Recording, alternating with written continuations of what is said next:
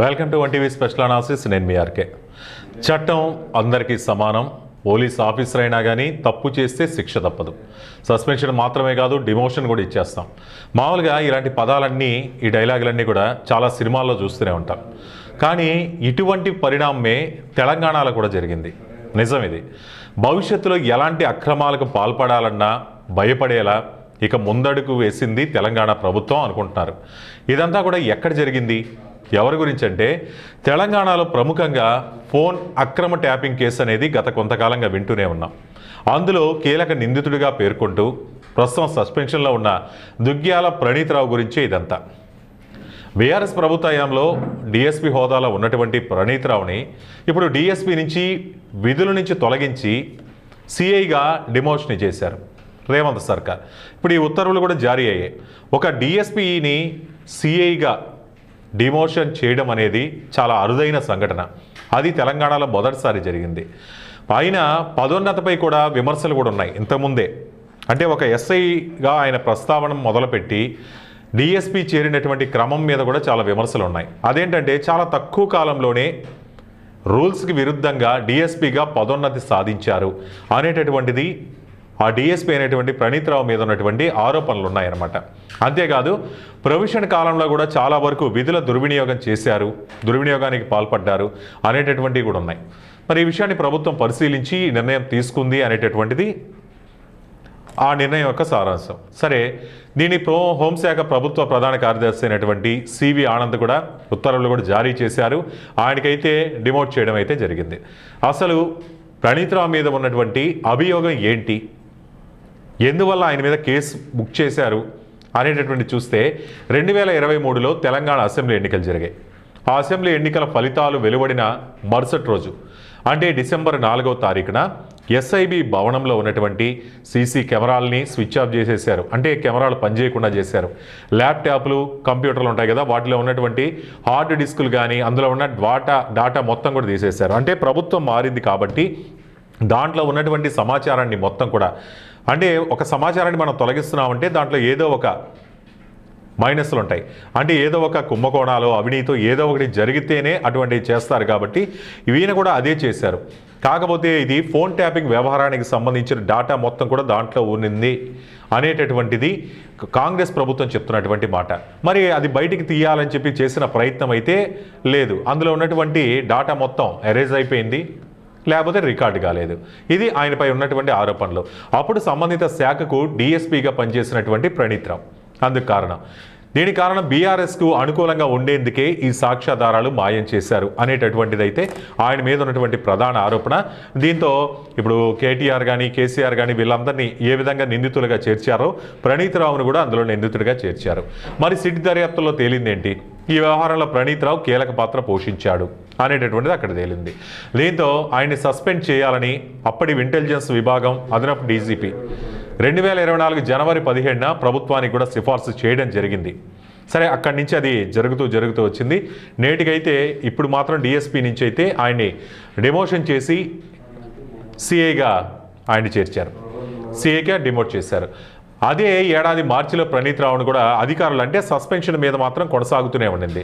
ఆ తర్వాత ఆయన జైలుకు వెళ్ళటం రావడం, ఇప్పుడు ఈ పరిణామాలన్నీ చోటు చేసుకున్నాయి. ఈ నిర్ణయం తీసుకున్నారు. అతనికి డిమోషన్ కల్పిస్తే అయితే ఉత్తర్వులు కూడా నిన్న జారీ అయిపోయినాయి. అసలు అతి తక్కువ కాలంలో ఎస్ఐ నుండి డిఎస్పీగా ఎదిగినటువంటి వ్యక్తి ప్రణీత్రావు.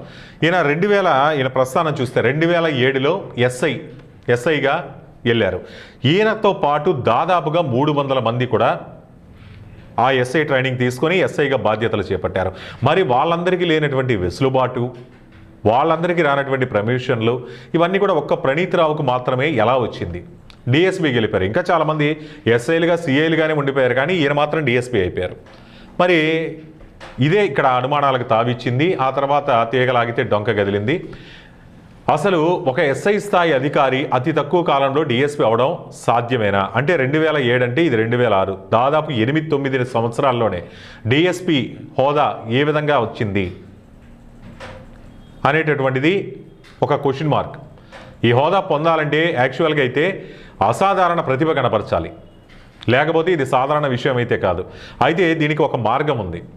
ఏదైనా కానీ సాధారణంగా ఇటువంటి ప్రమోషన్లు అతి తక్కువ కాలంలో రావాలంటే తీవ్రవాదులు కానీ ఉగ్రవాదులు కానీ వీరికి సంబంధించినటువంటి కార్యకలాపాలని అణిచివేసే దాంట్లో విశేష ప్రతిభ కనపరిస్తే మాత్రమే పోలీస్ అధికారులకు అతి తక్కువ కాలంలో యాక్సిలరేటెడ్ ప్రమోషన్ కింద వాళ్ళకి ప్రమోషన్ కల్పించే అవకాశం అయితే ఉంటుంది. ఇంతటి ప్రమోషన్ డిఎస్పి స్థాయికి ఆ విధానం తెలంగాణలో అమల్లో ఉంది. కానీ అవన్నీ ఏమైనా చేశాడా అంటే అవి కూడా లేదు. అటువంటి ఏ ట్రాక్ రికార్డు కూడా ఆయన దగ్గర లేదు. మరి అటువంటి వ్యక్తి అయినటువంటి ప్రణీత్ రావు ఆ పనులన్నీ చేయకపోయినా రాజకీయ లబ్ధి చేకూర్చారు.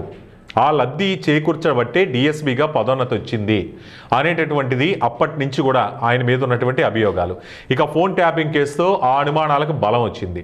ఆ తర్వాత సిట్ ఎంక్వైరీ చేస్తుంది. సిట్ ఎంక్వైరీలో తేలినటువంటి విషయం ఏంటంటే కావాలని సాక్ష్యాలను మాయం చేశారు, లేకపోతే చెరిపేశారు, లేకపోతే నాశనం చేశారు అనేటటువంటిది అయితే వాళ్ళ ఎంక్వైరీలో తేలింది. ఇంకా కోర్టు దగ్గర నుంచి అధికారికంగా అయితే న్యాయం అనేది తీర్పు అనేది వెలువడలేదు. దీంతో గత బీఆర్ఎస్ ప్రభుత్వం ప్రణీత్ రావుకు కల్పించిన యాక్సిలరేటెడ్ పదోన్నతి అయితే క్యాన్సిల్ అయింది. కానీ ఇప్పుడు ఒక విషయం గమనించాలి. ఒక అధికారిని అయితే ఇలా డిమోషన్ చేయడం తెలంగాణలో ఇంతవరకు జరగలేదు. దాంట్లో ఇతను నిందితుడు మాత్రమే, కానీ దోషి అని ఇంకా న్యాయస్థానం తేల్చలేదు. మరి ఇది రాజకీయ కుట్రలో భాగంగా అతనికి డిమోషన్ కల్పించారు. ఆయన నిందితుడు మాత్రమే, నివేదిక మాత్రమే ఇచ్చింది, ఇంకా దానికి సంబంధించినటువంటి వాదనలు కూడా పూర్తి కాలేదు, కోర్టు దగ్గర నుంచి ఇంకా తీర్పు అనేది వెలువరలేదు అనేటటువంటిది ఒకవైపు నుంచి ఉన్నటువంటి వాదన. ఇప్పటి వరకు ఎవరు ఇంత స్ట్రిక్ట్గా చేయలేదంటూ ప్రభుత్వాన్ని కూడా మెచ్చుకున్న వాళ్ళు కూడా లేకపోలేదు తెలంగాణ గవర్నమెంట్ని. అయితే ఇక్కడ ఒక విషయం కూడా చూడాలి. మరి ఎన్నో కేసుల్లో చాలామంది అధికారులు కూడా ఇలా అభియోగాలు ఎదుర్కొంటున్నారు కదా.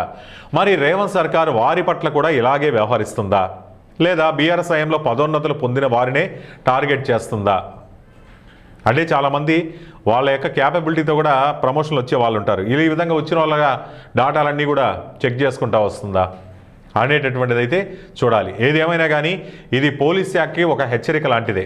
అధికారం ఒక ప్రభుత్వం అధికారంలో ఉంది కాబట్టి అధికార పార్టీలకు మనం కొమ్ము కాస్తే గడిచిపోతుంది అనుకుంటే రేపన్న రోజు ఏ ప్రభుత్వం అధికారంలో ఉంటుందో తెలియదు. కాబట్టి ఈరోజు ఒక పార్టీకి మీరు కొమ్ము కాస్తే రానున్న రోజుల్లో అది మీ భవిష్యత్తుకే కాదు మీ ట్రాక్ రికార్డుకి కూడా అడ్డుగా మారే అవకాశం అయితే ఉంది అంటూ ఈ ఘటన అయితే తేల్చి చెప్పింది. ఇది అన్ని శాఖల అధికారులకు కూడా ఒక హెచ్చరిక అని చెప్పొచ్చు. సో ఈ అంశంపై మీ అభిప్రాయాలు కామెంట్ రూపంలో తెలియజేయండి. చూస్తూనే ఉండండి 1TV స్పెషల్ అనాలిసిస్.